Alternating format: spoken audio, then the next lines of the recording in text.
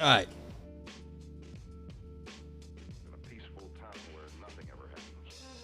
So, this is what we do here. We read the philosophy. We have no idea what the hell's going to be said. This is the first time I'm reading it. It's probably the first time anyone here has even heard of this stuff.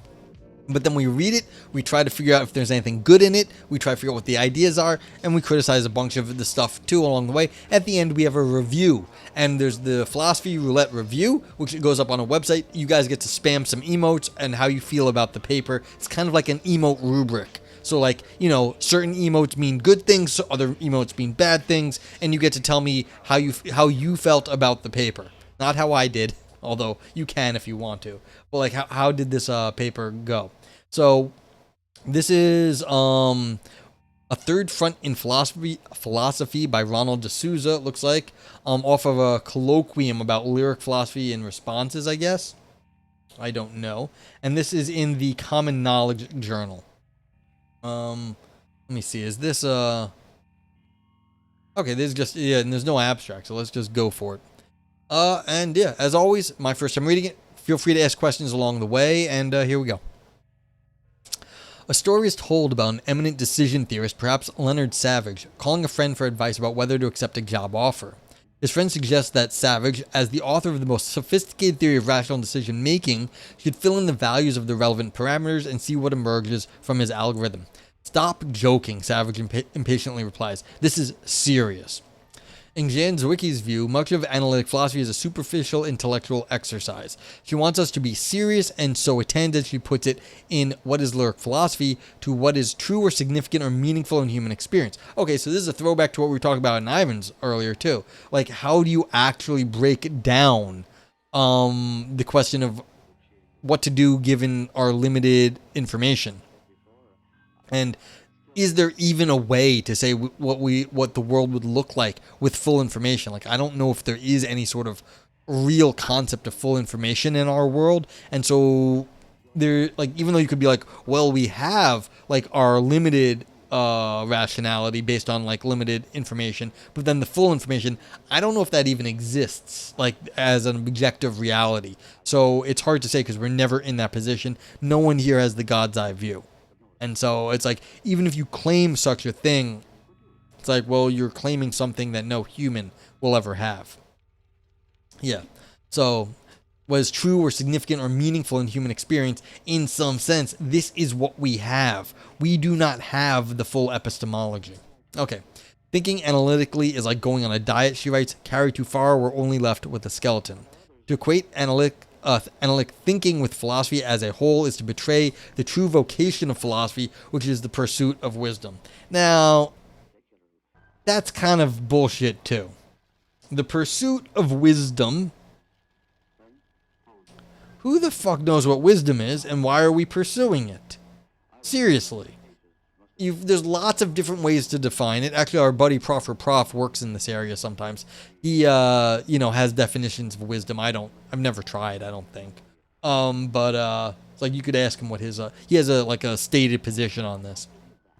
But even if there is some good definition of wisdom, why is that the only thing we should be doing in philosophy? Like, so what? There's other stuff out there maybe that is fun or silly or sexy, and wisdom is not the only thing. Wisdom is hindsight. Yeah. So Ivan, wisdom is experience. What, do you have wisdom, Ivan, or did you have the? I didn't catch when you wrote. I didn't catch chat. I was thinking too hard about wisdom. Do you have hindsight or do you have the full epistemic pictures? I guess is the question. But yeah, what do we actually It's like, what do we know? Wisdom may be hard to define, but its opposite is easy to define: foolishness. Yeah, and that's actually, Prof has papers on stupidity and foolishness and defining these things as part of his PhD thesis. Is that he has a whole thing on like group stupidity and why groups get together and act like idiots. So like that's why I say Prof is legit a scholar in the area of wisdom, because he has definitions of wisdom, foolishness, and stupidity all like defined slightly differently, so you can understand the different ways we can fuck up. But yeah. So, but the question is, why is wisdom the only thing we're doing in philosophy? There are other goods in the world. Wisdom may be a good, but like it may not be the only good or the yeah. And if there are other goods, you may not want to pursue wisdom in the face of the other ones, actually sometimes. There's some wisdom of the crowd stuff out there too, better ways of harnessing crowds maybe. Yeah, I wouldn't be surprised. Like, sometimes mob rule is not the worst thing. I mean, that's how we are rating papers here in Philosophy Roulette. Chat is the mob. It is the chorus, and it gets to decide. And so maybe, there is more than just like any one of us opinion about something, and like that's how it is. So it's like we do harness like the mob of the internet here on Twitch to make a show in some sense. So there is some wisdom in that, and that's fair. Okay. But anyway, so I'm always like, this is like an ancient definition. We don't have to stick with just the old way of thinking about philosophy. There may be different things out there now that are also good to do. Adam says, is it who knows only the fullest information or who can know the completed true information? There are implications for the former. Yeah, and that's the problem. Like, how would you even define that? If we're never going to get the completed information, because none of us will ever have the God's eye view, or we're never going to be able to, fully complete our information because we will never have a full description of the world we live in, then what exactly is the question there? This is why people don't they try to use heuristics and they try to use other things that are not perfect reasoning tools because we don't have a perfect it's garbage in, garbage out. We don't have all the information, and so we're always going to have some error on our reasoning. Ivan says, I think wisdom of crowds refers to the epistemic ability of a crowd to cancel out extreme incorrect analytic judgments. That's fair. That's one thing you could do. You could say, look, you have to spread out the judgments over the crowd, and anything too far on the extremities is that's not worth it. So that's fair. I wonder if it'll be explained later, but as an assumption or assertion. Yeah, I feel like this is just an assertion. This is the first paragraph, and they did no work in saying this, so I feel like it's just bald assertion here. But I think, Adam, that's a really good question, but it causes a lot of problems. People don't want to admit that we're really people want to feel like we have a good grasp of things, and that is hard to say, in my opinion. We have a lot of really cool stuff nowadays, but compared to what we don't know, that's a lot of shit too, and the amount of shit we have no idea about the universe, it's that's vast. And so it's yeah, we know some things nowadays. We know lots of stuff, but compared to what? And so it's how do we actually start making good decisions in some sort of cosmic scale? I don't know. Is there non-analytics thinking? Well, there is a very narrow definition of analytic philosophy, and so clearly there are things that don't fall under that. Just in terms of philosophy, there's analytic philosophy and there's continental philosophy, and of course the distinction's very fuzzy, but in academia, then the answer is just a straight up yes. Depends what you then mean by analytic, otherwise. Yeah, not even mentioning the unknown stuff. Yeah, the amount of unknown unknowns that probably exist in our universe at the moment is just mind-boggling. Think Eldritch horror style. There may be things that are outside of our dimension that have insane levels of control that we can't even imagine. Maybe Eldritch horrors exist in the world somewhere, just not right here. And so it's there could be crazy stuff like that. Adam says, my opinion is that we get sprinkled in some true and some false data based on various factors, but there will be errors in scientific predictions. Yeah, that's correct. There will be. So, yeah, and so it's hard. It's this is one of those glass half empty, half full situations. Do you think we know we have a good grasp of the world, or is the world so vast that we have very bad grasp of the world at the moment? Half empty, half full sort of thing. And, this is why the question is, how are we to even start to understand, our decision making and judge it? I find that hard because really goes back to your bias on how well you think we understand the world and the information that we have right now.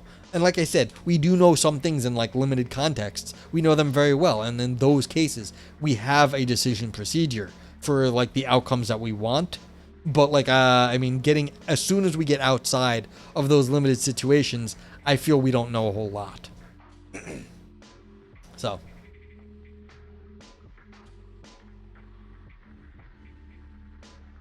V'ger has knowledge that spans our universe. Exactly. Yeah, you can't know anything about what you don't know besides that you don't know. That's fair. But, I mean, we do know the size of the universe is very big. And things could be very weird in other parts of the universe just because of how big it is. And I don't think that's an unfair statement.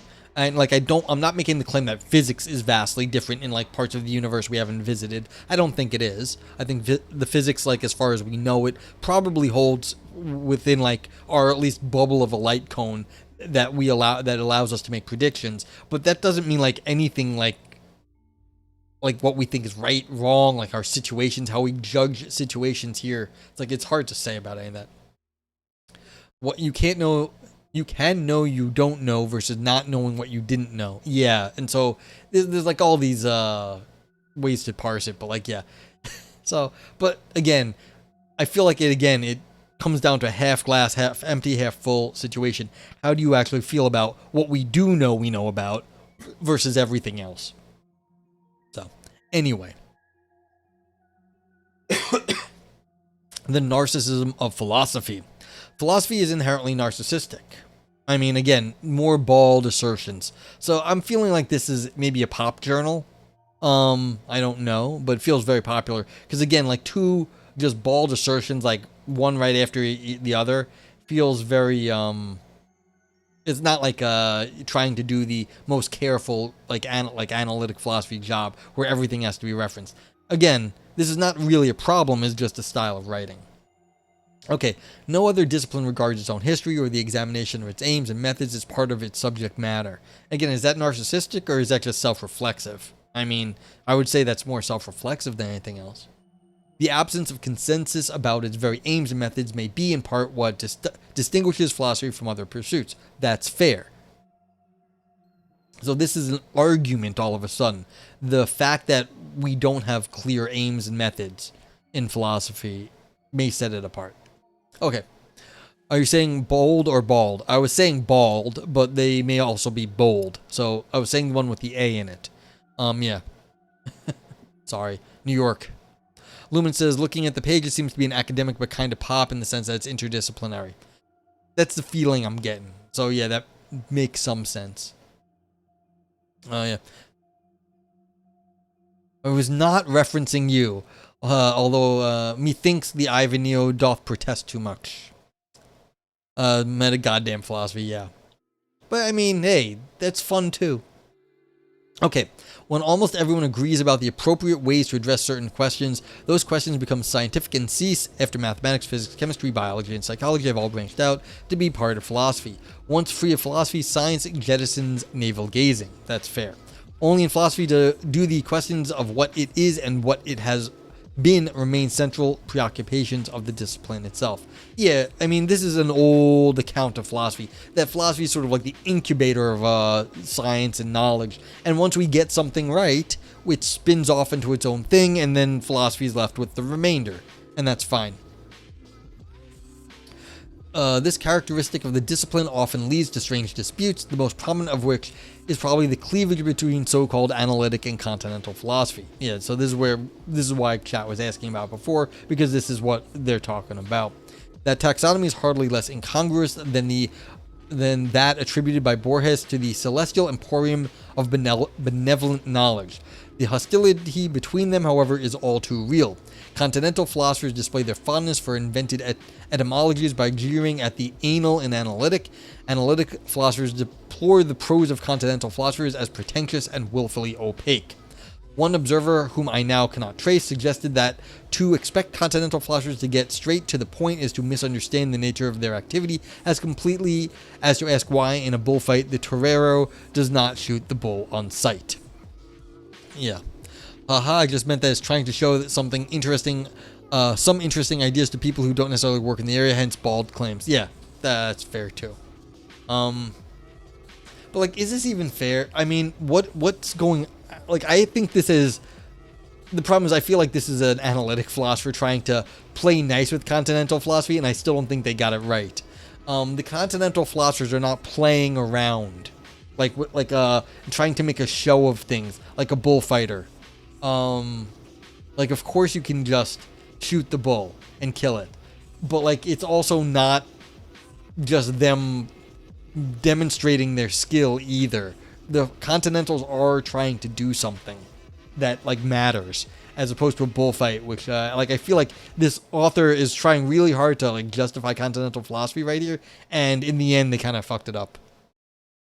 Yeah, that Indiana Jones scene with the swordsman. You know what's funny about that? They were actually gonna have a fight there, I heard, and Harrison Ford got the runs. He got like he always had a crap. He got a that like he couldn't handle the food in that area, and so they cut it short and they just made him shoot the guy because he had to go to the bathroom and couldn't do a long scene that day. Yeah, you don't like that description? Yeah, I felt bad. When I was reading, I was like, this is like someone trying to justify something they don't like and only doing a half-assed job of it because they don't really understand it. Okay.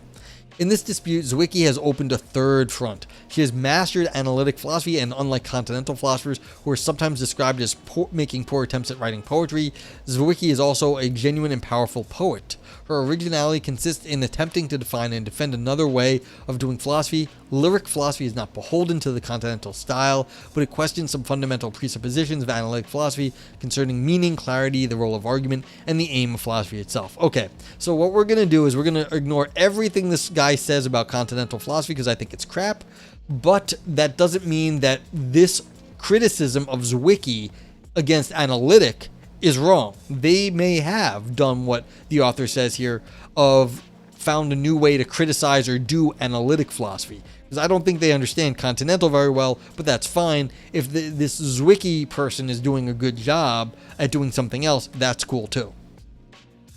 Okay, digging for presuppositions. One aim that is broadly accepted by philosophers of all stripes is to ferret out hidden assumptions. Socrates' know thyself applies not just to practitioners of philosophy, but to the discipline as well. Nietzsche once made the scandalous claim that philosophy is essentially autobiography. If so, then the self-knowledge of philosophy might be modestly illuminated by the minor self-discoveries of a philosopher. I don't know if this is what Nietzsche meant by autobiography there, but we'll see. Yeah, I don't know if nothing hangs on that, of course, but it's just like, it may just be an appeal to authority here. To that end, it might be appropriate to describe some of the ways that reading Zwicky has led me to question some of my presuppositions. In my confusion about where to begin, I take heart from Zwicky's insistence that lyric philosophy is concerned with axes of experience that stand in a non-linear relation to one another. Without a clear reason not to do so, then I will focus on our remarks about imaginations. Shift to first person, maybe, yeah. You should have this on hotkey. What is this, like womp womp or something? Got from Vipers. Oh, this.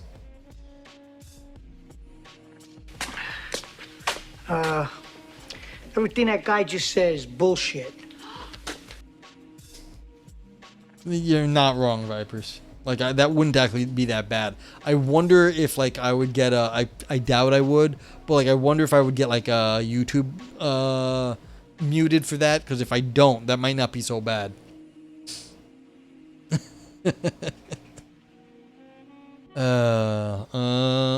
Okay. Okay, there we go. On first reading, I found some of these difficult to interpret. Yeah. All right, what are we talking about? All right, her remarks on imagination. Play the 8-second clip enough times that it counts as the runtime of the full movie? Yeah. Could.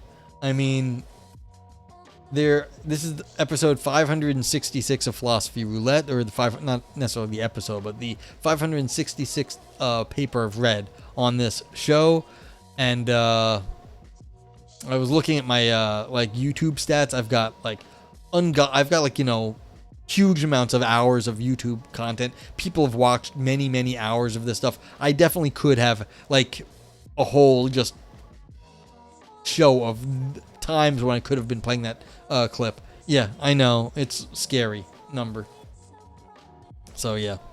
And like there's like almost, I wonder how many reviews there are. There may even be 100 reviews that we've made since I had the emote review active now too. So yeah. Rip did post it on the Discord. Thank you. Yeah, if anyone doesn't know, there's something called YouTube Downloader or YouTube DL, YTD-DL. I don't know if it's available for non-Linux things, but it is like the greatest downloader. You just like type in like the URL and like it downloads all the videos that you want. And it's like how I like download music and stuff off YouTube and other sites. You can use it. It works on many sites. You have it on Windows. Yeah, it's good. Okay, so on first reading, I found some of these. Her remarks on imagination. Difficult to interpret. Some seem too obvious to be said, others too unobvious to be understood. Take this item, for example, from Zwicky's Imagination and the Good Life. Quote, in the experience of my thisness we are pierced. The this strikes into us like a shaft of light, end quote. My immediate response is that these words ring sort of true, but I would like to be able to cash in their literal meaning. Yeah, so this is an analytic philosopher. You use 4K video downloader on Windows. Okay, yeah. So, yeah. Okay, well, so the YouTube DL, like YTD, like dash DL YouTube downloader is it downloads at whatever the best resolution is available on the platform. So, I mean, you get to pick, which is actually really good because like I've downloaded like DIY videos, so I don't have to like constantly be reloading or watching the ads on YouTube. So I use that, and sometimes I don't need a 4K video for a DIY instructions. So I'll download it at, like 720p, and then it's like, that's fine, or like even less, because I don't really need like super high def to just follow along some instructions. But yeah. Okay, anyway. Okay, author says, I try to do so by considering a familiar experience. I take thisness as relating to the intense awareness of the singularity of a particular. I am also encouraged by Zwicky's talk of gestalt shifts, to recognize that such an awareness is much like the aha experience that might be prompted by coming to apprehend a concept or even a general truth. You have 4 working ad blockers? Well, there you go. Yeah, but that's why I download the videos. If I'm going to watch something more than once, or I'll be going back and forth, it's like, might as well just download it, be done with it, and have the file there, so I don't have to like reload YouTube. Okay, if so, it is not limited to the apprehension of particulars. Experiencing the particular is distinct from experiencing specificity. The specific is only accidentally unique, the particular is essentially so. The piercing experience of confronting the particular I associate with aesthetic encounters, a painting or performance, which is just this painting or performance, or the torso of Apollo on which Rilke meditated. It will never, as such, recur. Only of the particular is that assertion true. In theory, the specific can always recur, if only in a cycle of Nietzschean eternal return. Again, they're throwing around Nietzsche a lot here. I think the point here is that, look, you can have a unique performance or a way a painting hits you that one time that shows you its like uniqueness to yourself in that one moment. But of course, then there's also things that are particulars, but like there can be multiple of those particular, like the same, you can look at the same image of that painting, but the one way it hits you is the specific way. That's different from the fact that you can have many instances of one like image. God damn it.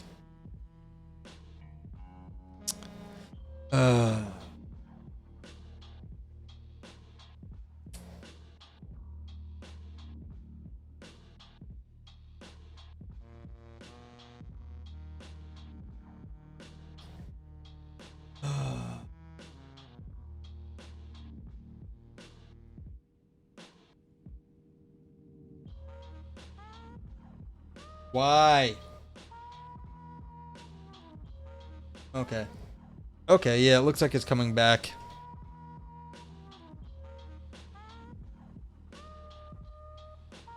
I don't know what happened there. It just looks like the my network dropped for about a minute. Sorry about that. Yeah, what was I saying? I was saying the answer to philosophy. Sorry, unfortunately, OBS and Twitch have like distracted me. I don't remember what I said. I'll get back to it maybe at a later time, but just put this in the margins. I will get back to explaining philosophy later. But for now, we have to continue reading the paper. Yeah. So what I was saying, not jokingly, is that a particular is like, yeah, you can have many quarters. Like, there's a quarter. It's not like super unique, but like this is what a quarter is. But like something can hit you this specific quarter, this one, like this quarter can only hit you the way this specific thing does. As a quarter, it's still a particular kind of thing. So it's a particular this. Yeah. A particular and specific. Yeah.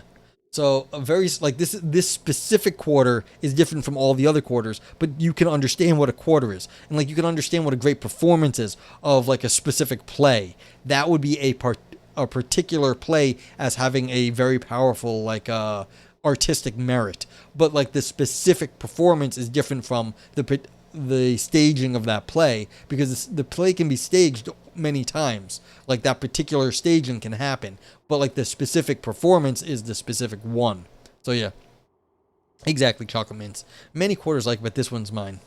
So yeah, so like these are my examples of things. I have a quarter and I have a pencil, and this is my philosophical menagerie of things.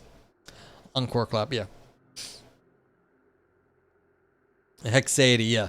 So that's the old Latin. There's hexaity and quiddity, and I almost always say it, and I forgot to because I got distracted. Hexaity is the property of being a particular unique individual, and quiddity is the property of being of a certain type. So this particular individual quarter, its hexaity is unique, it's particular, but it has the quiddity of being a quarter, the property of being a quarter. So it goes back to John Duns Scotus, and actually Lumens to Heidegger's. I always liked the line from Heidegger was that Heidegger said that Duns Scotus should be counted among contemporary philosophy because he recognized hexaity and thought that was because the ancients in some sense didn't really talk about particulars. They only talked about properties and quiddities, and so the fact that Duns Scotus talked about hexaities, Heidegger counted him with the contemporary philosophers, and I am on Heidegger's side on this. The idea that you're talking about different sorts of objects nowadays than you were in the past is a metaphysical shift that has happened in the last 2,000 years. And so I think that's one of the things I really like about that.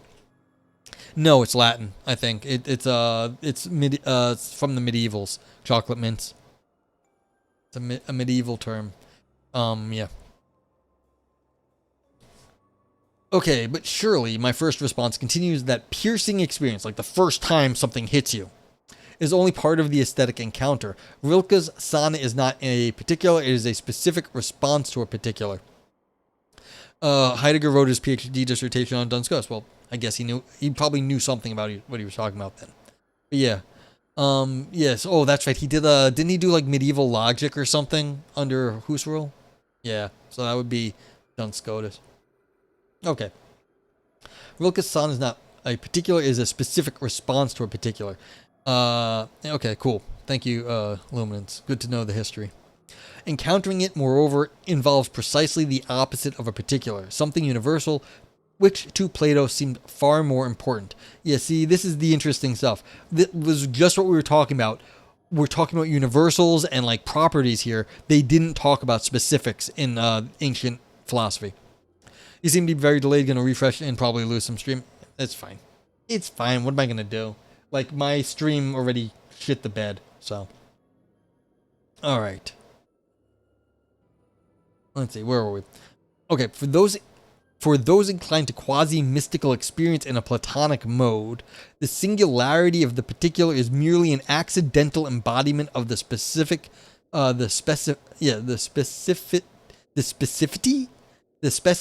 Okay, this line break screwed me up. The singularity of the particular is merely an accidental embodiment of the specificity derived, whether it be rare or common, from a Platonic form. Yeah. So what the author is talking about is like, okay, there's a form of the quarter, and then you have taken from the form of the quarter, you are now seeing this one quarter, and you've gotten an accidental embodiment of that quarter. As Wiki speaks of it, thisness, the hexaity, allows me to construe it as the specificity of a quality, the quiddity, rather than the necessary uniqueness of a particular. Yeah, so you're now seeing the quarter, as opposed to just being a unique particular thing. Okay, so much at least is implied when she writes that in speech, the lyric image is a gesture of great particularity. For only specificity, not particularity, can admit of degrees. Okay. Yeah, that's true. Okay, now this is not what I was expecting. This is a lot of very big words in this paper, and sort of like difficult concepts in some sense all at once. What's up, Bowser? How you doing? Okay, but here I catch myself in the first of my unquestioned presuppositions. Why does it matter whether thisness relates to a particular or a specific experience? Why would it matter that one sort of recurrence is necessarily impossible while the other is merely, well, practically impossible? When we point or refer to this, it could be anything. What we are pierced by may be the specific or the particular. It could be in some fashion the whole world. To see the light in a thing or the beauty in a gesture is to experience it in such a way that the resonant structure of the world sounds through it. End quote. Since we cannot grasp a particular in its specificity all at once, perhaps it comes to the same thing. The very ambiguity that disturbs me can be felt as what stimulates me to think, to question, to avoid settling into something I already thought I knew. Yeah, so this person is stuck with their metaphysics at this point. Is that town in like Scotland? Yeah, I am not going to attempt to read that town name, although I have seen the weather broadcaster that got kind of viral in Wales. Okay, thank you, Vipers. Yeah, and Capars. Yeah, I saw the video of that. That's a fun video, watching that weather broadcaster say the name of the town and the weather that was going on there. Okay. Yeah, so the problem here is this author has started to realize that there are problems in metaphysics that they didn't understand, and that analytic philosophy actually doesn't really talk about them, and this is why you have to go do something else. Okay. Author says, when I read this passage and the rest of the passage about thisness, again, this is hexaity, this is metaphysics, in the imagined and the good life, Zwicky's prose seemed to me to have the force but also the elusiveness of poetry. From that perspective, the difference between the particular and the specific does not matter. Poetry does not argue, although, as L.W. Beck suggests, it sometimes plays with arguments. Poetry thrives on the rich opacity of metaphor. Philosophy, by contrast, strives to see through language to the thing. As the jargon goes, we want to distinguish when we mean something de re from when we mean something de dicto. To distinguish, that is, when our attention is on the thing itself from when our interest is in how the thing is spoken of. Yeah, and this is them basically signaling how analytic philosophy of language they are. And this is sort of a coming out paper here, as far as I'm telling. They're really analytic philosophy of language if they're doing de dicto de re, which is a navel-gazing thing I work on in analytic philosophy. But now they're like, oh my God, I don't understand how we're supposed to make this distinguish in metaphysics. And they're starting to realize that analytic philosophy does not have all the answers. Adam says, I don't follow for the author. He hints at understanding a subject in a flash or the way concept dawns on him the inner time, and this was a particular experience. Yet before they wrote on focusing on a specific thing by knowing its external properties and it existing in time, is he saying let's combine both views, or that analytic philosophy cannot explain the inner experience of the subject? What this person is starting to realize is that analytic philosophy does not have all the answers to all the things. And this is what's happening right here. This is like what I just highlighted. This is a very analytic way of trying to discuss a problem. And I don't expect anyone, except for other analytic philosophers, to know anything de dicto de re, which is, again, more Latin. So what's going on here is that they're starting to realize that you can talk about quarters and you can talk about this specific quarter, but the distinguishing thing between those two is not, you can make a formal system to talk about that, but that's not what's important. You cannot analyze it in a formal system because the formal system will not help you understand the difference between this specific object and then all quarters, because that is not an analytic problem. That's a problem of objects. That's a problem of metaphysics. Yeah, you've written about Didicto de Re. I know what it is. Yeah, so have I. You'd like to Didicto Lana del Rey? Yes, also. But yeah. And the fact that they even bring this up here is just sort of revealing. Yeah. Yeah. Okay, so the latter sort of expression, that's what we're just talking about. When we say stuff, you don't know always what I mean when I say stuff, because my words, I might be referring to something you don't know about. And that's why they say it is opaque. The former, transparent. So if we're talking about the object, then like we're always talking about the same object. Because like you can say, well, the earth or the sun. We understand what we're talking about because we're not talking about the name. But like say you were talking about, well, the classic example is like Superman versus Clark Kent. But like you could say, well, say you had a different name and a different language for the Earth. Say like Terra. So someone was talking about Terra and we're talking about Earth. We don't realize we're talking about the same thing. So in that case, we would be saying it didicto, the way we speak about it, even though we both know of the object, the Earth. And so, yeah, that's all. Okay, that's the difference between didicto and de re. Analysis, go home, yeah. Analysis or go home, yeah. Well, the problem is, again, is analysis going to solve all of our problems? And the answer is probably not. Like, there are other sorts of problems out there that, you know, it's like, well, sometimes you're hungry. Analysis doesn't solve the problem of being hungry. Because it doesn't. Now, do all philosophy problems come down to analysis? Probably not also. I mean, a good deal of them may, but maybe not everything. All right, see, and philosophy aspires to transparency. Well, some philosophy does, to literal meaning. So at least it has long seemed to me, yeah. So this is the author starting to realize they're an analytic philosopher, but it may not be everything in the world. In short, philosophy is not meant to be poetry. Yeah, that's fair. But why not? Zwicky also says that lyric truth is transparency. But she may not understand transparency as I do. To me, the notion of transparency conveys the ideal of being able to forget the words. Zwicky, on the contrary, stresses their sensuous quality. The rhythm, assonance, and structural features of a philosophical sentence show what it can gain from being treated like a poem. In lyric philosophy, for example, she applies this preference to the last propositions of Wittgenstein's Tractatus. German, I'm not going to even attempt to speak, although, well, I will attempt to speak it just so the Germans in chat can laugh at me. Woven man nicht sprechen kann, darüber muss man schweigen. I have no idea. Calling attention to the way in which that sentence enacts speech for swearing speech. Yeah, so I guess that's the old,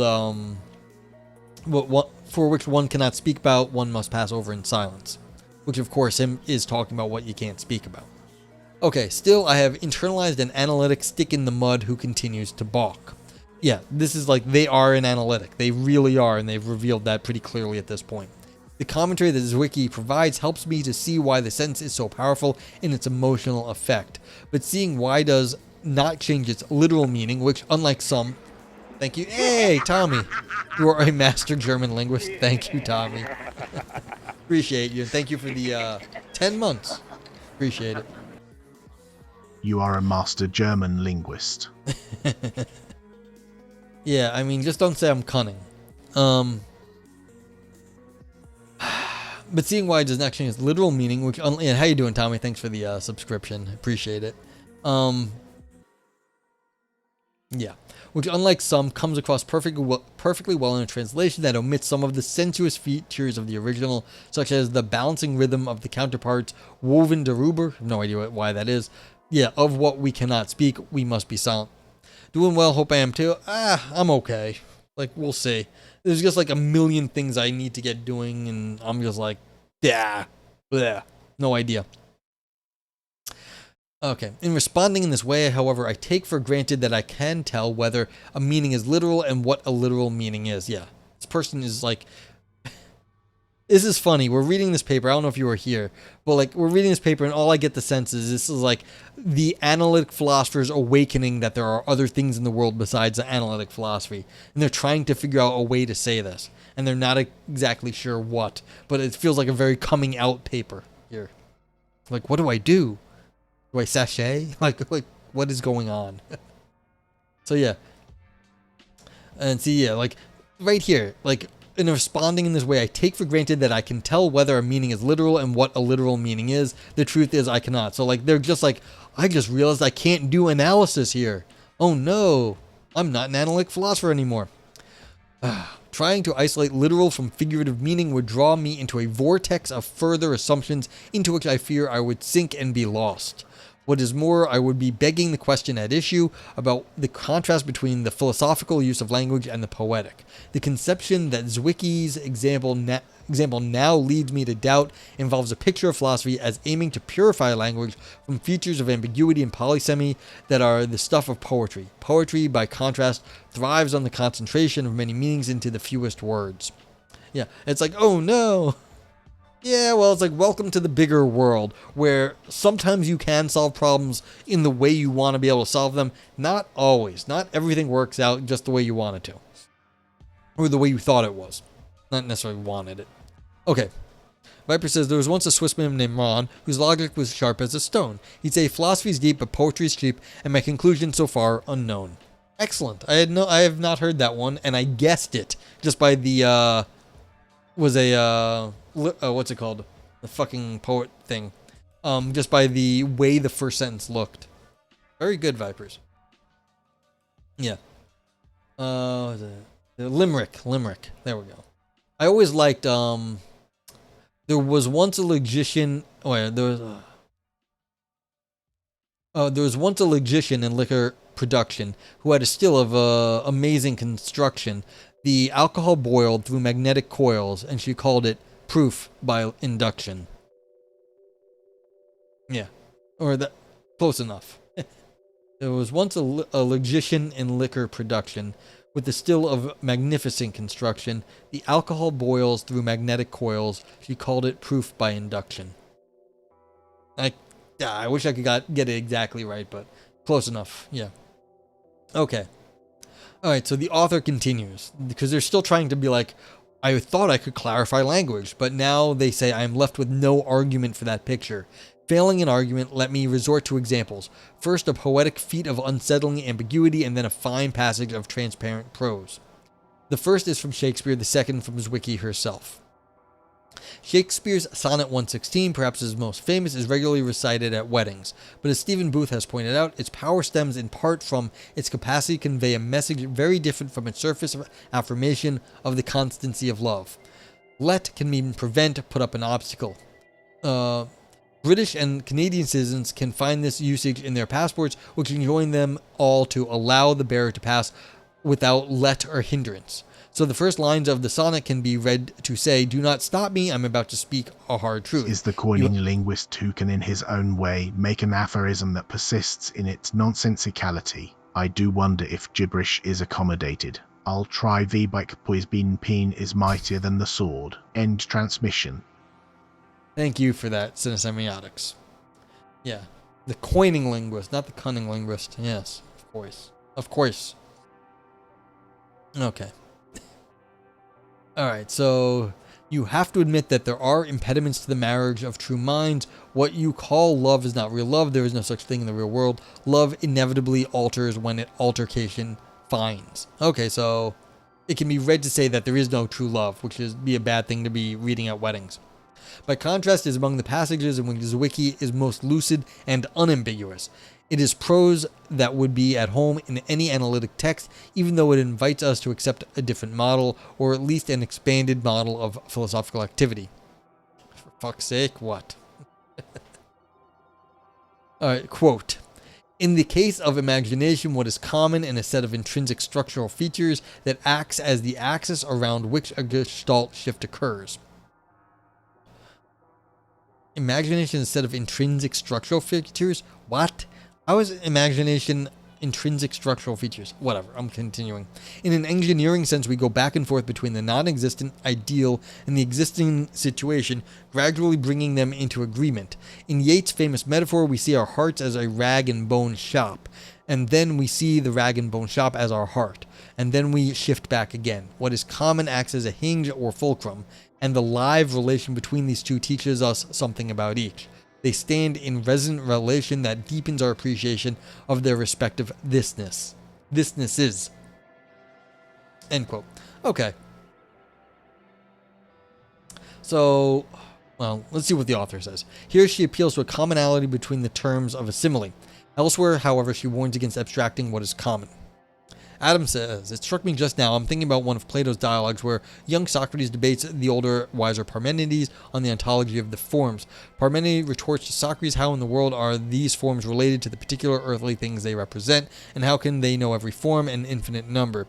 Yet the whole set of forms is a form itself. So how does that look like? So a metaform, superform somehow relates to little forms. Yeah.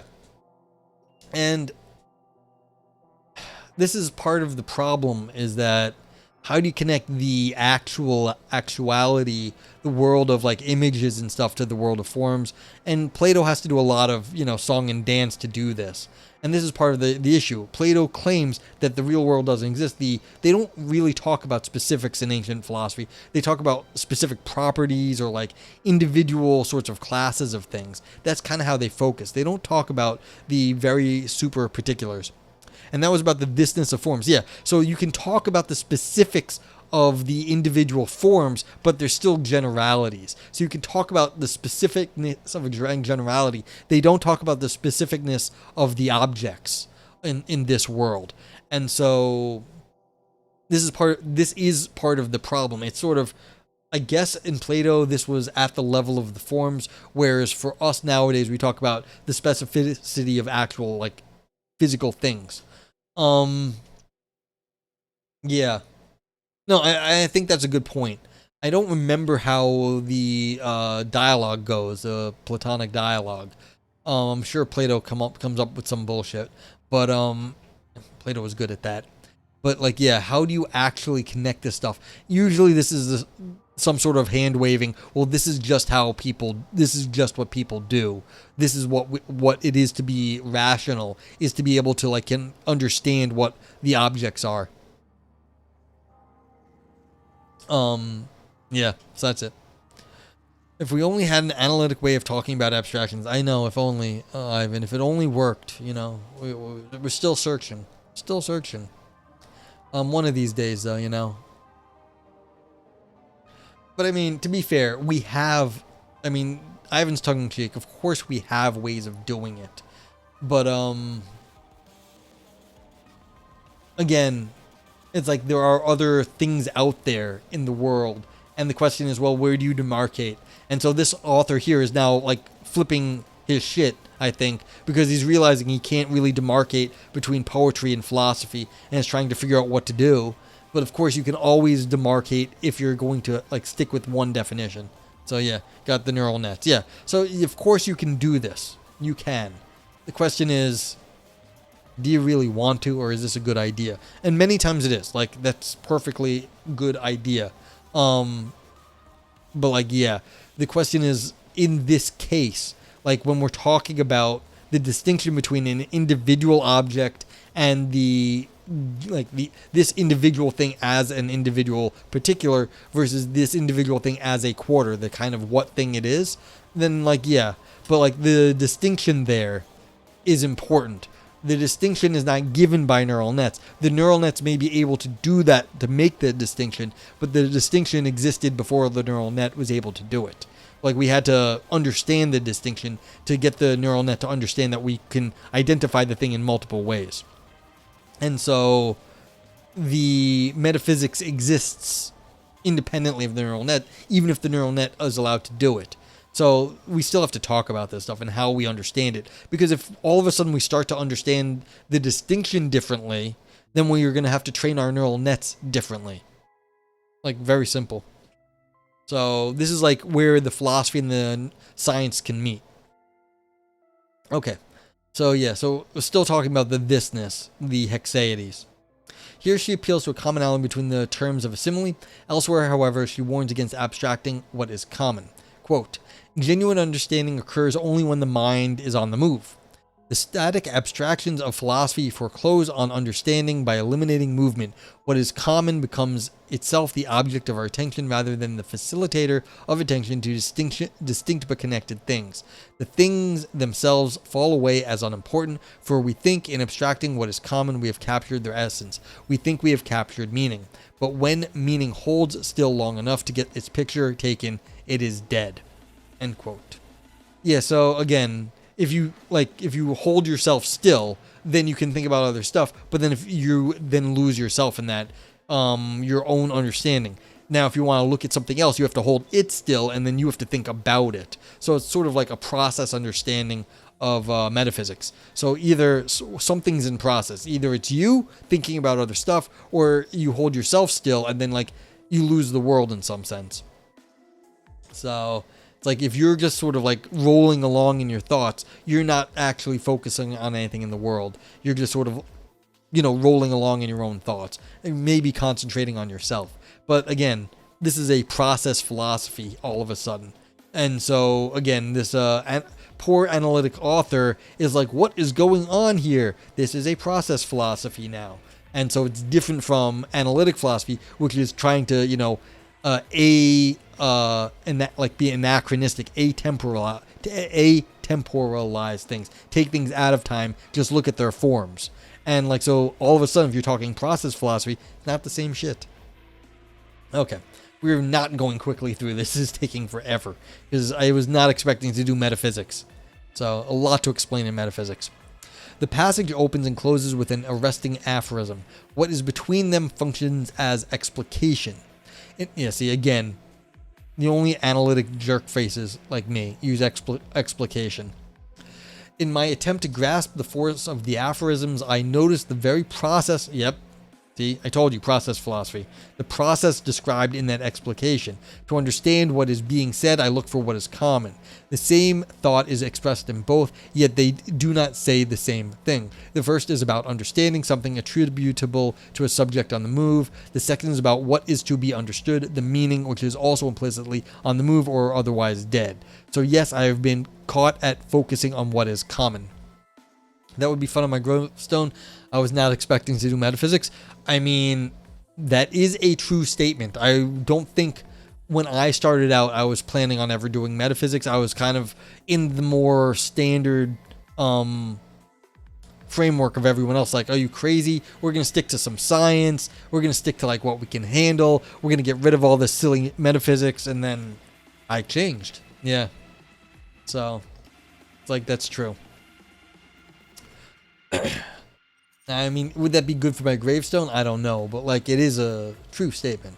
I was not expecting it. Okay, continuing. But might I not plead that the effort to see what is common between the two aphorisms and to find in them a summing up of the claim about static abstractions is itself a movement of the thought rather than a static abstraction? Yeah, see, and this is what Ivan was saying. We can have a static abstraction in the form of a neural net. It is just going to be a static thing that makes an abstraction. But then what the author here is just really realized is that there might be a process philosophy, a different way of looking at the world. It itself is a movement of thought. So we've got two different things here, as opposed to like the analytic side versus the process philosophy side, which is the author is realizing there are other ways to think about the world. And I'm not passing judgment. I'm not saying process philosophy is good and analytic philosophy that doesn't do process is bad. I'm just saying they just realized this. I was going to say, I was definitely expecting metaphysics. Well, there you go. You're different from me, Adam. Okay, the idea that we capture an essence when we identify what is common among things in a set seems respectable, a respectable Socratic idea. Yeah. Whether the idea is properly called an abstraction, I am not sure because I am not clear about the implied contrast. I am happy to attend to both aphorisms as distinct but connected things, and so I have tried to say both how they are connected and how they are distinct. But how many things can I attend to at once? According to well-tried psychological lore, the answer is very few. So if the things in question are at all complex, I had better devise abstractions that will allow me to chunk parts of that complex information. Doing so requires them to be sufficiently static to find their place in that integrated whole. Thus, despite Zwicky's insistence that we cannot select what details to attend to, the demand that we attend to the whole at once is not one that most mortals are psychologically able to meet. And this is them falling back into their analytic philosophy. I expect many people here will agree with them, but like this is them falling back to their safe space. They were like, oh my god, I might have to do something different. And then right here, this is them like, no, I don't think we can do that. We're appealing to psychology. Let's not do that because psychology tells us that's impossible. Psychology tells us certain things are impossible. If you had a different metaphysics, it might not be the right sort of answer. So I feel like this is a dodge, or like this is them retreating to like, you know, what they know. What is a movement of thought? Well, look, if you take the world as constantly in flux, that the abstractions we make, if they are not, if they're atemporal, like if they're anachronistic, then they're not actually capturing enough of the world. The world is changing in a process at all times, and so our abstractions cannot be anachronistic, they cannot be atemporal, and so you have to do something different in that case if you have that kind of a metaphysics. So I don't know exactly what movement is here. I'm not a process philosopher. I'm with you on this one, Ivan. Like, I don't do process philosophy, but there are process philosophers out there, and they don't want to do a static abstraction. So I don't know is my answer. I'm with you on this one. I think process philosophy is not going to save us, but this is like, yeah, I don't know. But like people do have like opinions on this. Like, I don't know. Yeah, they're nuts. Not the this isn't metaphysics for me. I'm not a process philosopher, but I understand. But you can see there is something to it. Like the world is in flux.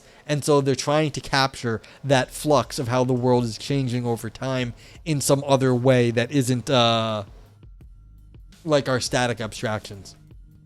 Yeah, I appreciate their attempt. Like I see why they think it's a good idea. Like it's not a stupid idea to try to capture more of the world. I don't know if we're quite there yet in our theorizing. So I have no idea what a moving thought would be. It's like, as Ivan is saying. Continuing. Once more, I am humbled by the thought that my objections are quibbles. I fear they exhibit just the vice that Zwicky deplores. This is what I was saying. I think this bit right here, they understand that like right here, this thing is just like they have not actually appreciated the non-analytic philosophy yet. Here's another confession. Zwicky often makes me feel guiltily superficial, intellectually inadequate. Well, that's silly. But like, okay. I wish I could stand on her shoulders and see the world aright, but I am too feeble to climb up there. Yeah, so this person's like, oh my god, the continental philosopher has said something interesting, and I don't know what it is, but I feel like it is. Author says, I should focus instead on the reminder of a vital truth. Imagination is indispensable to the moral life. That I can endorse. It is indeed a truth that philosophers need to hear. Socrates held that virtue is knowledge, but most people are not as single-minded as Socrates, or as the lawyer described in Imagination and the Good Life, who devoted his life to caring for lepers. I don't know what that is. Okay, whatever. What virtue really is, perhaps, is adequate imagination. Yet even imagination is bounded by intuition, which is constrained by the inherently conservative pull of both heredity and ideology. Notoriously, different individuals and different societies rank ideals differently. For some, the primacy of individual freedom trumps community welfare. For others, the ills that are brought by inequality make it worthwhile to sacrifice some liberty. Mere imagination cannot decide how to rank ethical ideals. To reach a reflective equilibrium, we need the painstaking analysis of philosophers such as Martha Nussbaum or the late Ronald Dworkin, both passionate advocates of clarity and moral imagination, but not by any stretch lyric philosophers. Lyric had to step out. Seems like I missed some things I should have been around for. Yeah, this person, I think, is just starting to realize that they their little world of analytic philosophy, they start to realize, oh, there's other things in metaphysics. They may be highly silly things in metaphysics, like they just hinted at a lot of process philosophy, and I'm just like, I don't like process philosophy, but they're like, oh my god, I don't understand this. Maybe that's cool. It's like, it's cool and new to them, and they're like, oh god, I don't understand what's going on, and they're all excited. But I'm like, yeah, don't do process philosophy. I don't think it helps anything. But yeah.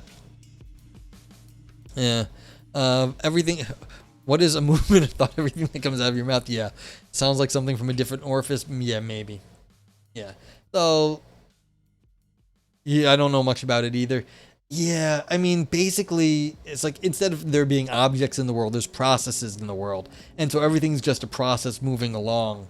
And how do you make abstractions of that, like, that are not themselves processes? I don't know, but, like, it sounds like what they were talking about. You tried Whitehead for a second, but yeah, that's kind of what happened. I was like, oh, maybe this has got a point. It's not objects in the world, it's processes. And I was like, I can't even with that stuff sometimes. But yeah, so yeah, Whitehead was, for people who don't know, it's back in like the early days of analytic philosophy. It was like Russell, Whitehead, Wittgenstein, Frege, and Whitehead kind of took some of the principles of analytic philosophy and went in a different direction. They went instead of everything being like objects of like logical analysis, they took it of like processes that could be like logically understood. And this was a Whitehead. So it's like, this was at the beginning of like analytic philosophy in the early 1900s. This is kind of like where things were going, and Whitehead went off in like a different direction from other people. But yeah. Okay. Meaning in lyric philosophy. So far, I have underestimated Zwicky's challenge. There's a deeper assumption, one I am more stubbornly attached to, that she is urging me to abandon. That assumption has to do with the locus of meaning. It holds that the primary sense of meaning is one that characterizes linguistic entities and other things only by analogy. For Zwicky, on the contrary, linguistic meaning is merely an ever inadequate attempt to capture a pre-linguistic form of meaning. In that way, lyric philosophy aspires to convey the ineffable, the wordless. Zwicky is part of a long tradition in which not only the non-verbal arts, but also poetry itself aims at conveying something, in Wordstone's famous phrase, far more deeply interfused than anything that can be conveyed in words. Okay. Well, good luck explaining that to me in this philosophy paper, then. Okay. Lyric philosophy draws its conception of linguistic meaning from poetry, which is perforce confined to words, but in which every aspect of language capable of reflecting or affecting a reader's mental state counts. That richer sense of meaning is then used to expand the concept of truth itself. Okay, yeah, so all the, like, the way it sounds, all the, this stuff, yeah, fine. Truth is no longer the literal truth conceived in the Fregean framework of sense and reference, but applies to the aptness of metaphor and the appropriateness of emotional response. This wider conception of meaning and truth pervades Zwicky's work. In lyric philosophy, she begins by contrasting the explicitly disintegrative aims of analysis, not with synthesis, its traditional opposite, but with integration, polydimensionality, and resonance. When we hear polyphonic music, we hear the different voices integrated into a whole, resonating together. What makes it exciting and interesting is precisely that those different voices can go their separate ways, providing they do so in harmony or resonance. To see something complex as a whole requires that we be able to see its many dimensions. Yeah, so you're not separating things out. You just have to take it for the, specific particular that it is. Going back to the earlier stuff. Strictly speaking, however, dimensions are defined by parameters that are independent of one another, as in the case of the three dimensions of Euclidean space. If multidimensionality is understood as it is in mathematics, and if it is a condition of integration, it implies that the complete whole to which lyric philosophy aspires can be analyzed into dimensions. Okay, so now they've just gone full analytic. They're saying we're going to do mathematical analysis of something you're specifically not supposed to do that to, but okay. By definition, dimensions can vary independently, which suggests that the process of analysis and the aim of integration are not in competition. Analysis is a method, integration is a goal. Polydimensionality, resonance, and integration describe certain sorts of experience for the pursuit of which there may be more than one method. So perhaps the opposite is only apparent. Pitting the method favored by one side against the goal of the other is confusing and unnecessary. Yeah, so I mean, there's a lot of claims that basically analytic philosophy is missing the point. You're supposed to be doing something else. You're not just supposed to be breaking things down into their components to see how things work and get put back together. You're supposed to be seeing sort of the whole and some sort of more overarching thing. And so the fact that you're trying to break things down into pieces is kind of like, well, why would you do that? That's not what we're trying to do here. We're trying to see the whole, not see the pieces. You're missing the forest for the trees. Okay. Alas, that ironic suggestion will not suffice, for there are genuine disagreements in doctrine between analytic and lyric. These lie in their conception of meaning and truth. For analytic philosophy, the meaning of a sentence is a function of the meaning of its parts. Yeah, it's compositional. That thought is found both in Frege and Wittgenstein. But about the origin of the meaning of those parts, there is no consensus. Some who accept the theory of evolution point to our ignorance of the origin of life as a mystery bearing witness to divine intervention. Others view it as a question for research. For Frege, meaning in the strict sense has just two components: sense, which intuitively is the way the word is understood, and reference, which is determined by the sense in any given context of utterance. Ivan says, just give an example of philosophical wisdom from poetry that's inaccessible for analysis, and I'll give it a vote yay. I mean, yeah. Yeah, so this is exactly the problem. Like, they won't be able to do that, and you know that's why you said that, because you're smart. But, like,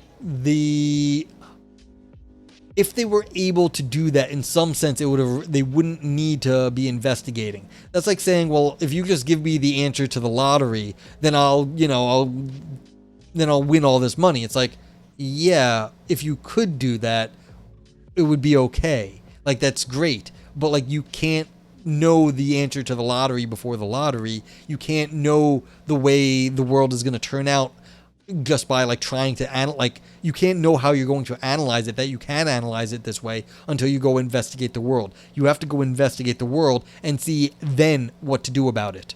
What's up, Cowdeer? How are you doing? This, we're reading a paper here, basically, where an analytic philosopher is starting to realize that maybe there's other things that they find interesting, except for, that are not analytic philosophy. And it's kind of funny. Like I say, it's like kind of a coming out paper. They're like, oh my god, I don't really understand this, but it sounds so cool, and I think it's good. It's like, all right, that's like very good, very good. Okay. Yeah, so they're defining the analytic meaning, and now they're going to say how it doesn't work.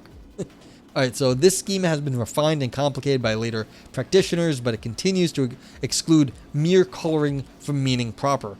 Coloring is not about how the world is, but how the speaker feels about it. So the scheme implicates the distinction between fact and value. That gap has come under assault, but not quite been bridged. In certain circles, it is considered insulting to be called a whore, but evaluatively neutral to be called a sex worker.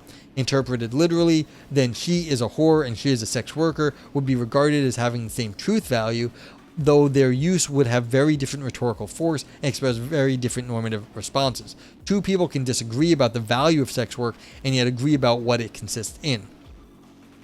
Is there more to life than asking questions? Yeah, I mean, go get laid. Hope you are having a good evening. Yeah, I hope you are too. Like Vipers, the answer to that one is just yes, there is. Although I know you were asking a self-reflexive, rhetorical question there. It's like, just the answer is yes. It's funny.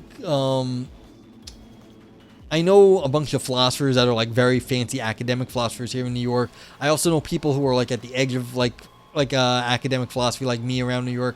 And so I was joking with one of them. It's like, you know, there are other things in life besides writing philosophy papers, and like the people who are not academics laugh. The people who are academics are like, well, I got to go write another philosophy paper. Like that's their entire job, that's their life. It's like, yeah, there is more to life than writing philosophy papers or asking questions. It's like, I wonder if Lisa's watching. Hi, Lisa. The radical character of Zwicky's proposal lies in a rejection of these time-honored distinctions. As we have seen, meaning for her is not a property of language. Meaning is prior to language and extends beyond it, but if language is to bear its trace, the choice of words must be exact. Adam says, I wonder so in my musicology course we learned about composers who produced polyphonic sounds that are inharmonious, so does this author think that this kind of music wouldn't be philosophically inspiring?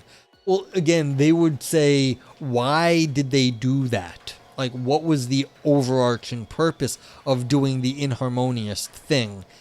Because is that in contrast with the harmonious? And then you have to look at it from the whole thing. The point of their, like, harmonies, in this author here is that they're saying, look, you're not supposed to break it down into the pieces. You're supposed to take the whole thing so that it is harmonious or is inharmonious. And so that whole thing is how you're supposed to analyze it, not into components. You'll believe it when you see it. Yeah, Luminous. Who is Lisa? Lisa was my friend who I was saying we were joking that there's more to life than writing philosophy papers. She's a... she's... yeah, I won't go into it. But yeah, she's around New York. Okay. So for Zwicky, then, the two sentences in my example have different meanings in virtue of their expressing different attitudes. Yeah, so if you're going to include attitude in truth, then you're just going to have a different definition of truth. Other people might not like it, but you can just do this. Like, you can do this in philosophy. You can just, include attitudes in having different meanings. Like, there is different meaning in having a different attitude. Thus, they express incompatible claims to truth. Yeah, so you can just define things this way. You may not like it, but of course you can do it. Like, a lot of people think the world is the world, the truth is the truth. But if there's different attitudes, then there's different truths. Okay. More generally, linguistic items have a meaning only because they sometimes retrieve it from its deeper pre-linguistic original home. Quote, lyric desires wordlessness, a condition that it intuits as phenomenologically selfless as an extra-linguistic plenitude of meaning. Adam says, as a whole, then having all of music, that's quite a task of listening. Of course, you don't have to know all of music to listen, but you have to at least try to take it in. You're not just pulling out individual notes when you're listening. You have to listen more holistically. You're not trying to be like, this tone, then this tone, then that tone, then this tone. It's like you're listening to more than the components when you're listening to music. So you're not listening to all the music, but you're listening to like the whole sound at once. And we clearly do that. So. Okay, yeah, so there's a plenitude of meaning. It overextends beyond the words, and we're trying to capture something of this phenomena when we say things in words, but there's always more to it. And, that's fine. The world is more complicated than anything we generally say. Anything we say will inherently be a bit reductive. We can't talk about the entire world all at once. We're always talking about something in some limited way. But, like, does lyric philosophy really capture any better than that? I don't know. Yeah, so like these are the examples. Thank you, Luminous. So like when you hear some frequency, I hear a car honking. Did you like analyze the like frequency and then be like, oh yeah, that's a car honking? Or did you just hear the car honking? And so these are phenomenological examples. Like, I know you can't really see this quarter, but you can see my face. Do you like analyze my face and then be like, oh yeah, that's Noah, that's Noger, that's the streamer? Or do you just see a face and be like, yeah, I recognize the face? You recognize the face and then you can like maybe break it down into like, I've got brown hair and stuff like that. But that's not what you're thinking about. You recognize the face and then you'd be like, oh yeah, okay, I see the face. Then you can break it down into like, the components afterwards. So do you hear this sound and be like, oh yeah, it was a car honking? Or do you hear a car honk? A lot of times you tend to think, yeah, I just recognized the car honking. Lumen says, yeah, exactly. You can abstract, but that comes later. Yeah, I know. I do appreciate my phenomenology. The whole comes first. Yeah. So people try to argue against that. It's actually kind of hard to argue against that.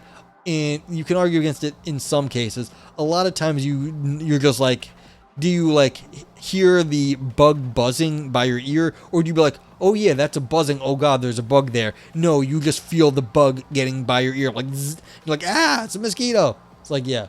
It's like, so it's hard to argue against some of the phenomenology there. And I mean, I happen to be biased in that direction anyway.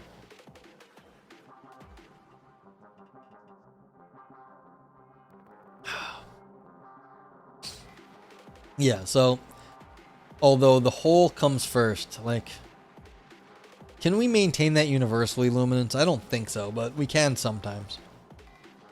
Okay. Continuing, let's get through this last 4 pages. In What is Lyric Philosophy's wiki lists some of the features she finds questionable about the philosophical subculture of technocracy. Technocracy? Yeah. In that example, you mean, yeah, not a statement I stand by, absolutely, yeah. But I mean, the phenomenologists that say you get the whole, I think they do have a point, at least in certain instances. So, and that makes it very hard for, that's one of the sort of like the things that stand apart from analytic philosophy, not trying to break it down. Because if you get the whole first, it makes it difficult for analytic philosophy. Yeah. Not that it can't be done, of course. Okay, so yeah, philosophical subculture of technocracy. Apparently an alternative name for analytic philosophy. I have no idea what that is, but okay, if he says so. Lumen says, yeah, I mean, it makes sense, but I agree if you're suggesting that this becomes complicated with edge cases. Of course, yeah. Yes. I haven't thought enough to decide about said edge cases. Fair. Yeah, I mean, how much do you want to put your foot down that, like, all things are, what holes do you get versus what, like, pieces of things? You can sometimes, some things are going to be, you realize it by analysis, you put it together. Other times you're just going to be like, no, that's the thing. So, but it's going to be a hard mix. Like, I'm not sure about that stuff. Stuff for future worries. Okay. For that brain to philosophy, analytic philosophy, any meaning worthy of the name is linguistic in form. End quote. I am unsure of the force of in form, but I understand her to be saying that for analytic philosophers, meaning is a property of linguistic items. Pakevars, I think that bears out in psychological experiments about emotion. Yeah, I mean, this has been worked out a little bit. Lumen says Husserl got obsessed with that problem, has a bunch of stuff on mereology. Yep, yeah. I like my Husserl. Kapars, like the appraisal comes after just the physical effects. Yeah. Yep.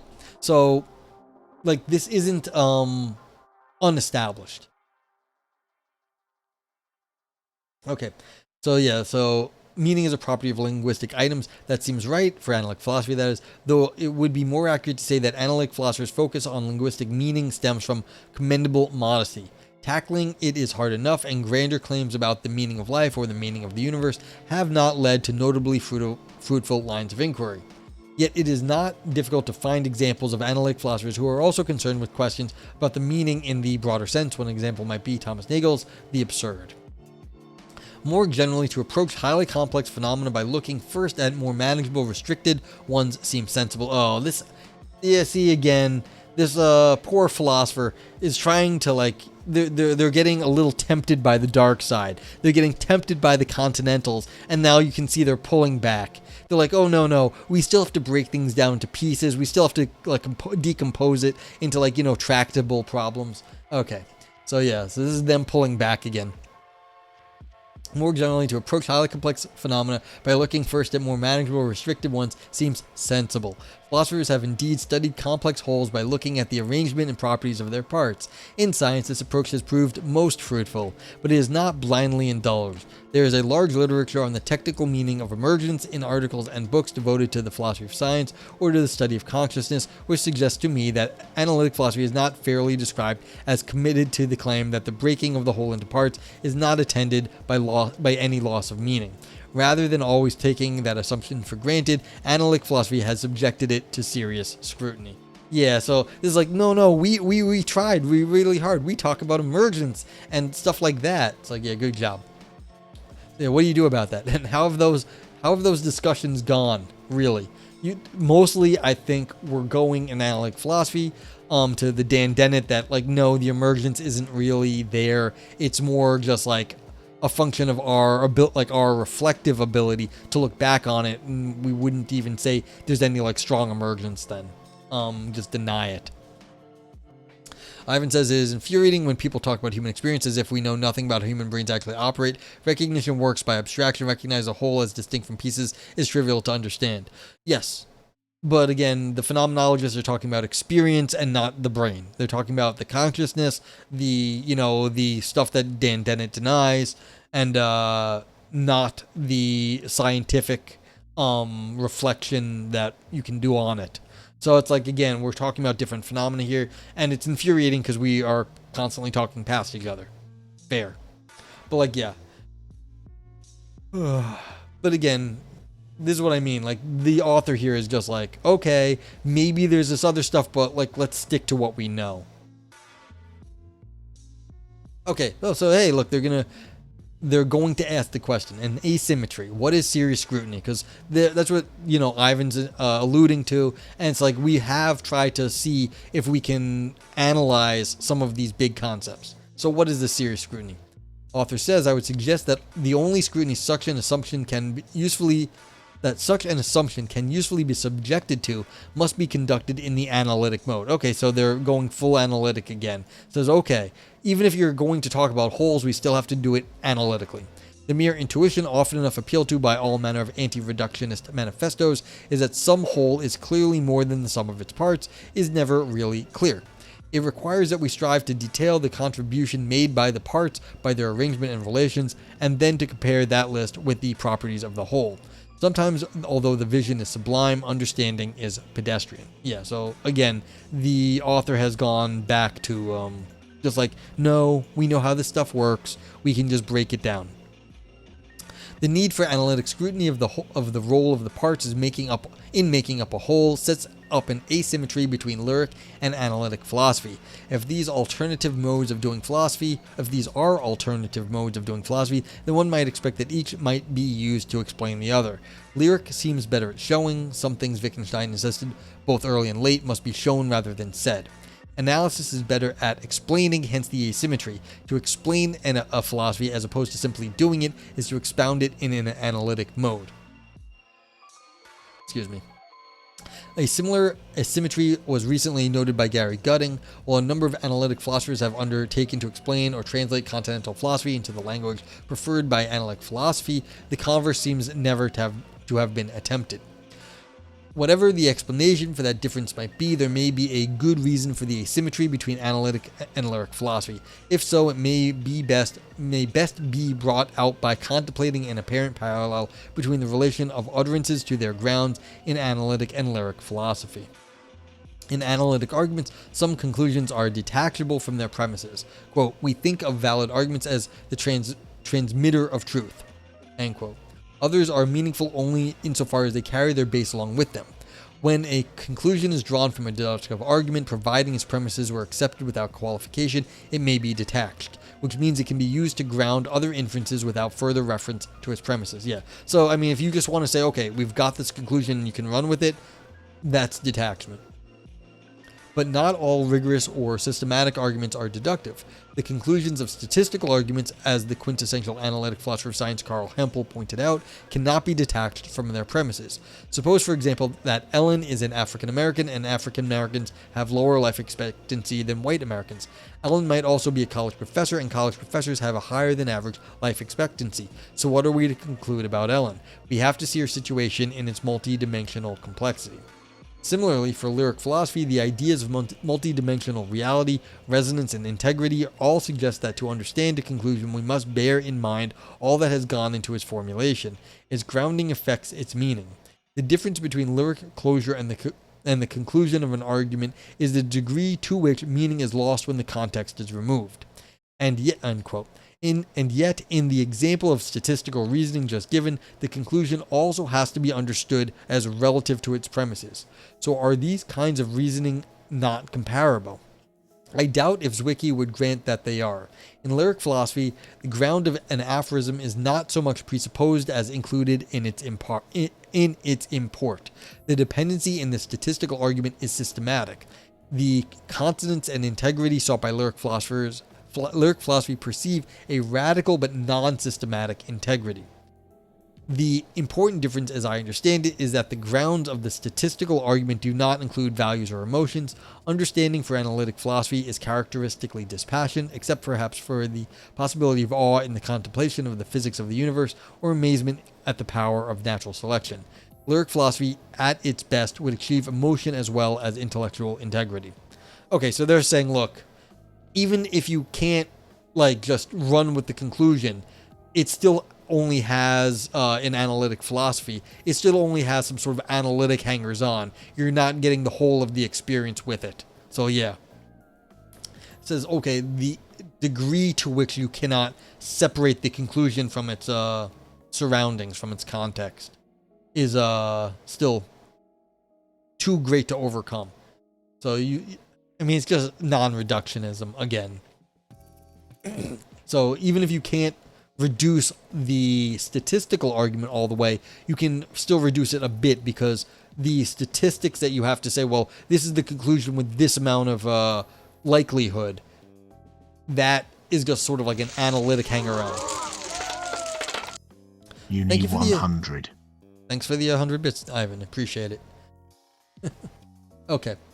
Asymmetry overcome. Thanks for the bits.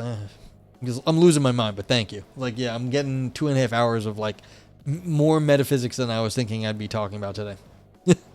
Asymmetry overcome. Would the asymmetry I have described be overcome if I were to respond not by attempting to analyze Zwicky's position, but by lobbying antithetical aphorisms of my own?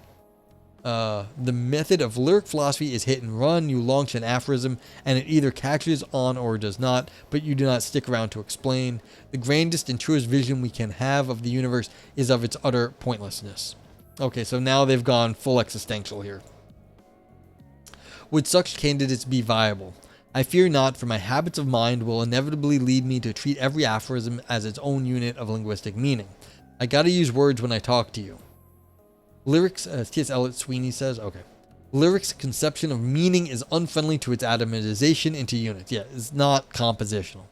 Blah, blah, blah. Resonance, multidimensionality, and integrity are passionately holistic. Conversely, however, I am inclined to assert in a plodding sort of way that the analytic effort to evade holism is bound to fail. I agree with this. This was part of my paper I got published last year. Yeah, last year. I mean, I argue that you can have holisms and logic, and so you can't argue that you can't use logic as a justification for analytic philosophy, in some sense. So I agree with this statement here, but I don't know about the rest of the paper. But that analytic effort to evade holism is bound to fail. That's right. Analytic philosophy cannot evade holism. I mean, I've published on this topic. Okay, but for every word we use comes with the constellation of associations made of all the possible contexts in which the word might be used, as well as the contrasting words that might be used instead of each of these contexts. Yeah, I mean, there's a lot of words out there. Like, language is like, I've said this before, language is like the ocean. Like, you're just like, it's huge and has all the power in the world. But, like, we have no control over it. But, like, again, you have to understand, it's still the ocean. It's got all the power. It's like, but yeah, so what? Like, we only use a little bit of it at any time. So it's like, yeah, there's like a little bit of water might go back to the ocean, but like, that doesn't matter. It's like, yeah, whatever. It's just how I think of these things. Like, all the possible contexts and where the words might be used, like all the things water could get into. It's like, what's that matter? But yeah. Anyway, Zwicky's program is kind of a takeover bid, claiming the title of philosophy for all the arts, providing they are serious enough to be characterized as thinking in love with clarity.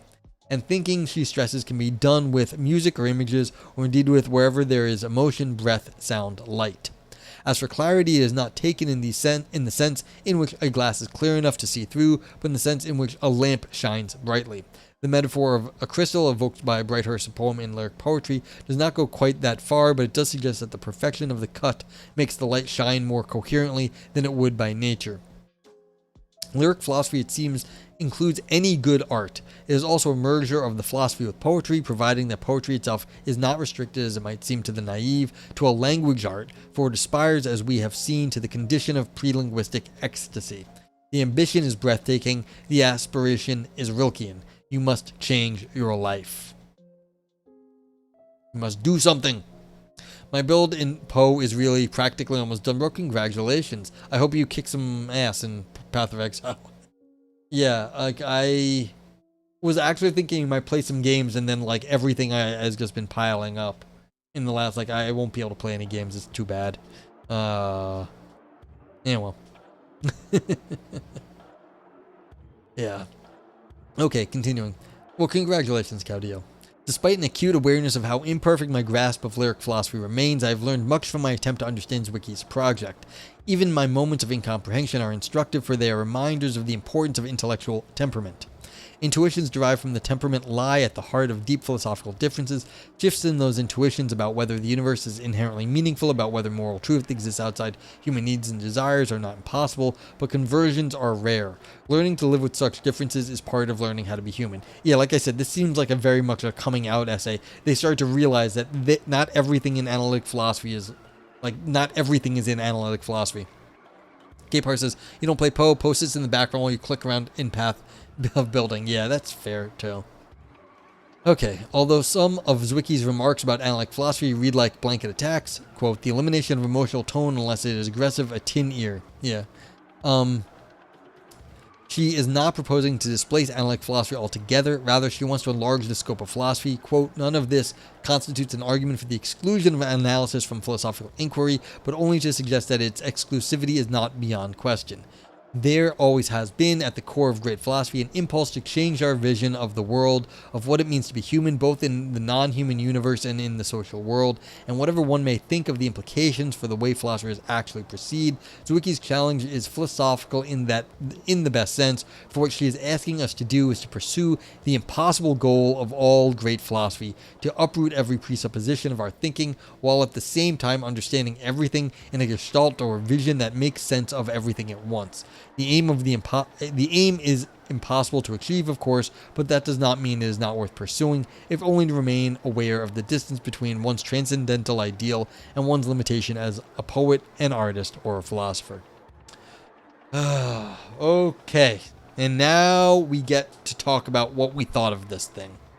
The emote review! Hooray. That was way more exhausting than I thought it was going to be. I was like, this is going to be a fun, 10, 11 pages, and instead it turned into, somebody grappling with, not quite getting continental philosophy, but starting to realize that they might like it. Yeah, Ivan's cracking knuckles. And so, did they do a very good job understanding what was going on? And I don't think the answer is yes. I don't think they understood what was going on with Zwicky. I think this was all about their sort of reaction to a wider world. They started to realize that maybe they don't love all of analytic philosophy anymore. And they were like, what do I do? I'm having these weird, strange feelings about stuff I'm not supposed to have weird, strange feelings about. And how do I deal with that? I don't think, and it's it was very exciting for them, and it's kind of funny. Yeah, so thank you for rating. K-Pars give it existential, navel-gazing, a mat, and a knife. Yeah, that's what it is. It's kind of like this very all-over-the-place thing. It's existential, it's talking about way too much analytic philosophy, it's kind of in the middle, but then it also does some, arguments. Ivan gave it a nay and a navel-gazing, yeah. So, if anyone is new here, feel free to use the emotes. They're Better TTV emotes, so you can just use them. You can see them in if you have Better TTV plugin installed, or you can just see them in chat below. Brain Dance if you thought it was fun. Nog Scream if it was had existential or artistic drama. Nog Ouroboros for deep ancient ideas. Nog Knife for slicing and dicing. Nog Navel for navel gazing, only for academics. Nog Turd, all style, no substance, still poop underneath. And Nog Grapes for big claims that shrivel up. And I do make a overall rating of this. So the stuff on top in the green, that kind of makes the overall score go up, and the stuff in the red makes the overall score go down. And there's the global vote yay, vote nay, and vote nay for thumbs up, thumbs down, and vote meh. If you use the vote meh, that will kind of make everything go towards the middle. Luminance liked it. Good for you. Okay. I mean, when you I'm a metaphysician. I have to admit to being a metaphysician. I have a soft spot for someone being like, hey, maybe analytic philosophy is not the only way to look at the world. So it's like, yeah. So Lumen says, first time I heard of his wiki, so I can't say whether the characterization is right or not, but I appreciate the attempt to understand it, and it was fun. Yeah, so, I mean, the brain dance, I actually think it's a fun essay. It's like, it's brain dance and navel gazing, like, at the same time, which is really weird. Like, so this one, I'm going to give this a brain, like, I'm gonna have to think about this. It's going to get brain dance and a nog navel, which is a weird combination, because it's fun, because I'm getting this, like, yeah, like I said, like, it's a coming out essay, but, like, it's this still horribly academic. And, like, who cares that, like, oh my god, you just realized that other people are saying things that you might be interested in, and you didn't realize it, and you're like, oh, look at those, like, sexy ideas over there. Like, aren't they sexy? And, like, then you're like, but wait, but I'm afraid we still have to go back to our, like, analytic roots. We still have to break things down. We can't just, like, go and, like, talk about, like, these other sexy ideas. It's like, okay. It's like, this person's got a little, they're not quite out of the closet yet. And it's just like, all right. What's going on here? It's like, you come out and be a continental philosopher, just say, I like continental philosophy, just say it. But, like, this is not no third way. There's no third way in this paper here. Like, a third front in philosophy. I know you can't really see it underneath, but the title of this is a third front in philosophy, like right there. Like, there's no third front here. This is just like, you know, a kind of a continental take. That's all it is. I'll give it an Ouroboros too, because, like, I mean, I mean a Nog Scream, because they're getting a little bit of existentially, they're getting a little continentally, so we're gonna get that. I feel like I might also give it a Grapes, but I don't know if that's fair. What did I give it? I gave it a Brain Dance, a Navel, and a Scream. But it's like, yeah, I might give it a vote meh. I'm not sure. You don't need to give it a vote meh. But yeah, if anyone else wants to get their reviews in, go ahead now. Mom and I will still love you even if you feel that way about unintuitive ideas that proceeds validly from sound premises. Exactly. You know, just because they, like, we understand they proceed, and you've got these premises that we just don't, we may not have those premises. We understand that you have those premises, and that's okay. It's just like this. It's very funny to me. This whole thing, like, what? Like, oh yeah, this person's just like still like trying to like deny that they like this sort of continental thing, and they're trying to make up a third front in philosophy. It's like, no. I mean, you can swing both ways if you want to. I don't care. But it's just like, you didn't make up something new. Like, there's nothing new here. Like, in terms of like ways of doing philosophy. You probably should have said meh, but I still enjoyed it. Yeah, like, that's the thing. I'm feeling closest to the meh on this. I'm currently unable to do philosophy brain empty mode. Oh, believe me, I know that. I very much know brain empty mode.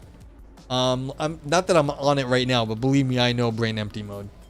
When I've had like brain claps before, where I was like writing a paper and I just exhausted myself, and I was like, I literally can't write anymore. I collapsed. Like, yeah. Like, yep. Like, brain empty mode. Yeah, are you going back to school, Luminance? Are you done with the PhD? Or, like, I don't know, did you spend all summer reading Hegel again? Like, what did you do? Why are you on brain empty mode? Or, I mean, you could just be on brain empty mode. I mean, did you take too many drugs? You don't have to answer, of course. You finished... Congratulations. Congratulations! Congratulations.